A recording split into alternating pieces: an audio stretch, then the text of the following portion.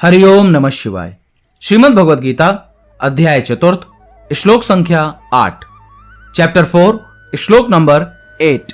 परित्राणाय साधूनां विनाशाय च दुष्कृतां धर्म संस्थापनार्थाय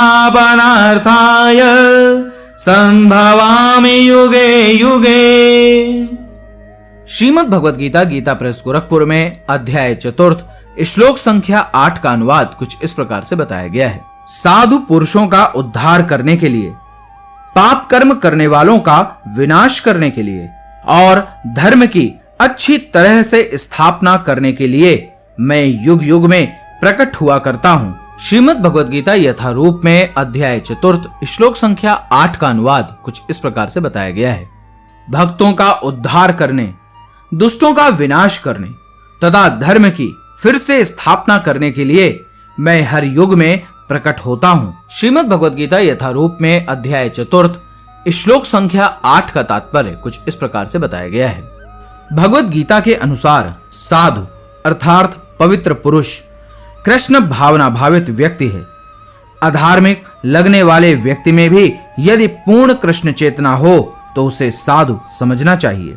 दुष्कृताम उन व्यक्तियों के लिए आया है जो कृष्ण भावनामृत की परवाह नहीं करते। ऐसे दुष्कृताम या उपद्रवी, मूर्ख तथा अधम व्यक्ति कहलाते हैं, भले ही वे सांसारिक शिक्षा से विभूषित क्यों ना हो।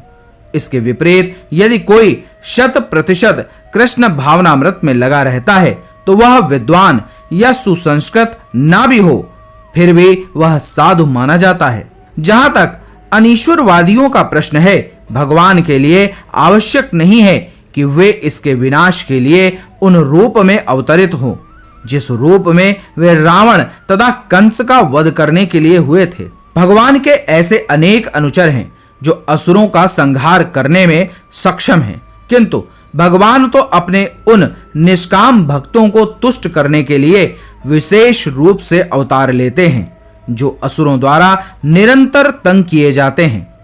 असुर भक्त को तंग करता है, भले ही वह उसका सगा संबंधी क्यों ना हो। यद्यपि प्रहलाद महाराज हिरण्यकश्यप के पुत्र थे, किंतु तो भी वे अपने पिता द्वारा उत्पीड़ित थे।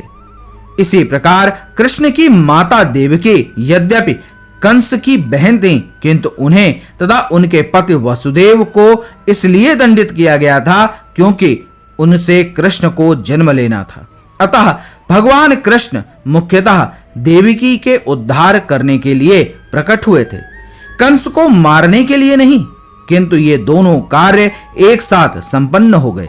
अतः यह कहा जाता है कि भगवान भक्त का उद्धार करने तथा दुष्ट असुरों का संहार करने के लिए विभिन्न अवतार लेते हैं। कृष्णदास कविराज कृत चैतन्य चरितामृत के निम्नलिखित श्लोकों से अवतार के सिद्धांतों का सारांश प्रकट होता है।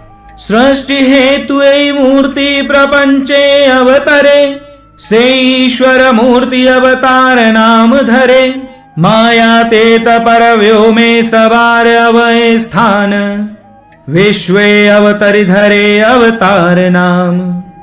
अवतार तथा ईश्वर का अवतार भगवत धाम से भौतिक प्राकट्य हेतु होता है।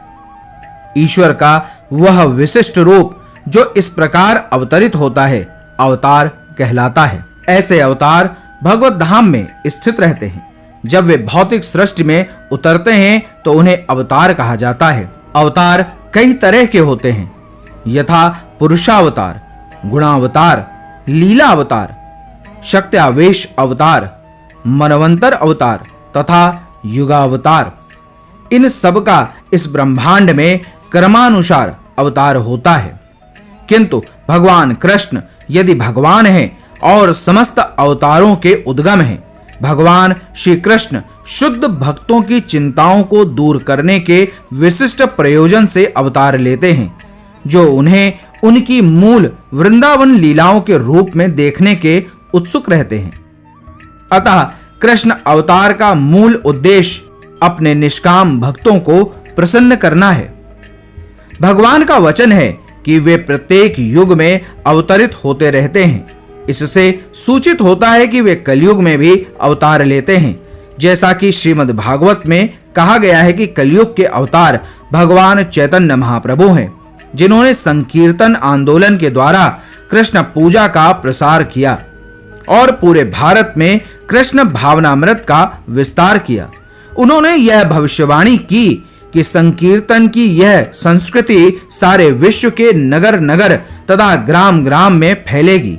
भगवान चैतन्य को गुप्त रूप में किंतु प्रकट रूप में नहीं, उपनिषदों, महाभारत तथा भागवत जैसे शास्त्रों के गुह अंशों में वर्णित किया गया है। भगवान कृष्ण के भक्तगण भगवान चैतन्य के संकीर्तन आंदोलन द्वारा अत्यधिक आकर्षित रहते हैं। भगवान का यह अवतार दुष्टों का विनाश नहीं करता, अपितु अपनी अहेतुकी कृपा से उनका उद्धार करता है। हरिओम नमः शिवाय। अब आप मेरे साथ बोलिए, हरे कृष्ण कृष्ण कृष्ण हरे हरे, हरे राम राम राम हरे हरे।